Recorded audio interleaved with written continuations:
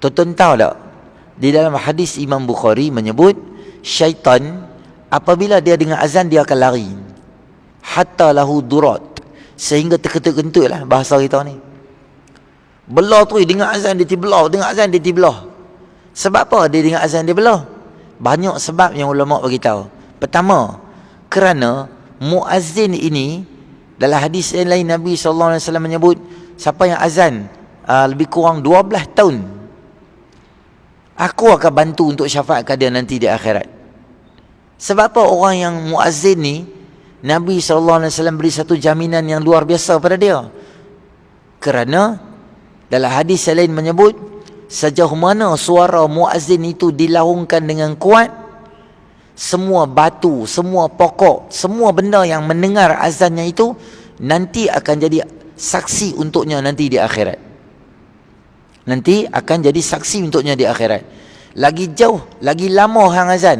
Lama tu maknanya tempoh 5 tahun, 7 tahun, 8 tahun, 10 tahun, 25 tahun tengah duk azan. Berapa banyak benda-benda yang duk ada di keliling kelalang kita akan menjadi saksi pada kita nanti di akhirat esok ni. Batu muazzin, kata Nabi SAW, atwalun nasi a'naqan yaumal qiyamah, orang yang paling panjang tengkok dia, maknanya orang yang diberi keutamaan dan kemuliaan di akhirat, VVIP, antaranya orang yang muazzin. Kerana bila dia selalu azan, maka ada banyak saksi untuk dia. Dan setiap orang yang mai semayang tu tuan-tuan yang dengar azan, sedikit daripada panggu pahala muazzin akan dapat. Kerana dia lah azan. Kerana berapa ramai di dunia ini yang tunggu azan baru mai semayang. Walaupun dia tahu 1/2 azan, dia tak main semayang lagi. Tak azan lagi. Tak azan lagi. Tunggulah Ustaz. Tak azan lagi. Lalu 2-5 minit. Abang tak pergi semayang kau ni? Tak azan lagi. Azan apa-apa, mungkin 2 dah. Rupanya mikrofon rosak. Dia tak pergi. Dia kira tak azan, dia tak pergi. Tunggu azan. Waktu bila orang tak layan dengan azan? Waktu maghrib bulan puasa. Katalah azan 7.30, tapi dah 7.40. Ada orang tunggu sampai 8.15. Tak azan lagi. Tak azan lagi. Malam sikit. Tak nak pasal.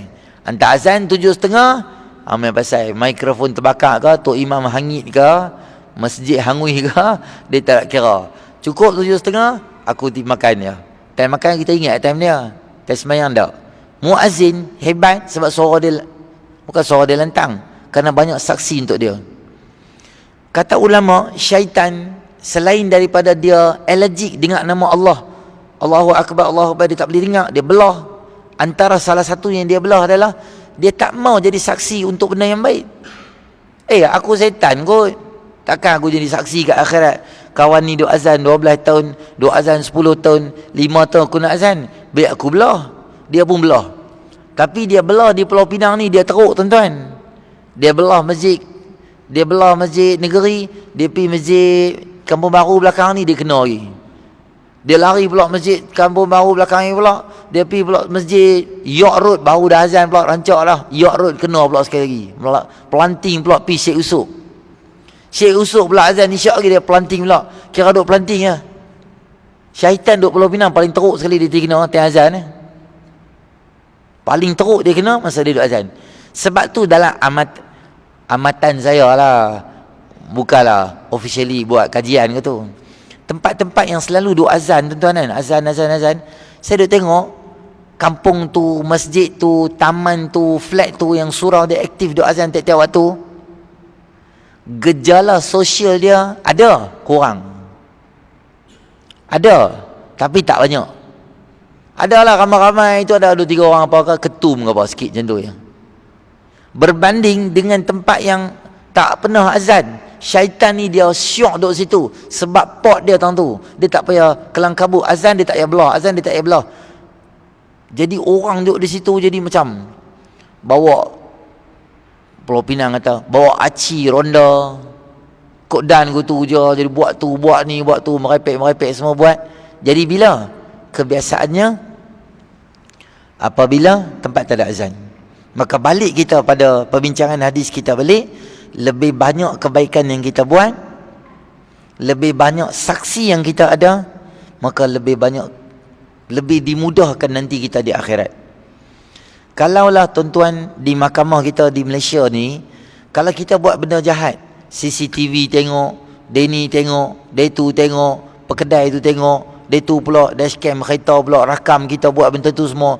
Jadi bukti banyak tu, apabila diserah kepada mahkamah, maka kita tak ada nak bela diri. Memang kita kena masuk mahkamah, kau kena sebat ke apa, mesti kena. Tapi bukti kata kita tak buat tu, kita bawa lebih banyak daripada benda yang dibuat tu. Tak, dia ni jadi saksi, dia ni tengok sebenarnya macam ni, macam ni, macam ni, macam ni, contohnya, maka peluang nak selamat tu lebih besar lagi.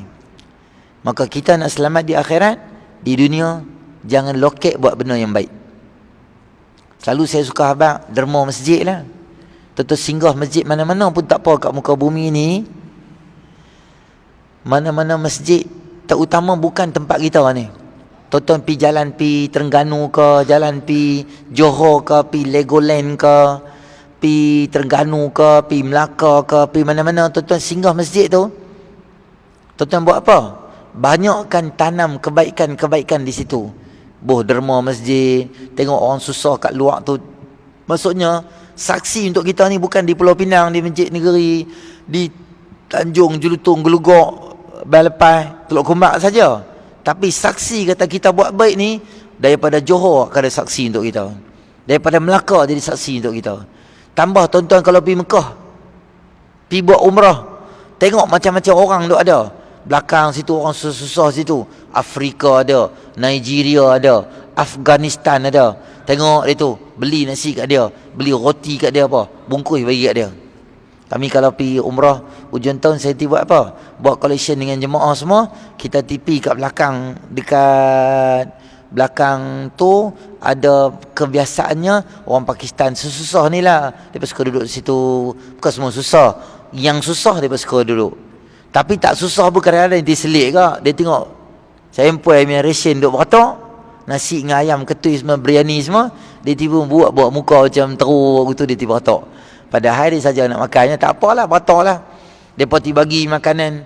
Ui tuan-tuan, saya nak bak tu, yang ambil makanan kita tu orang negara lain.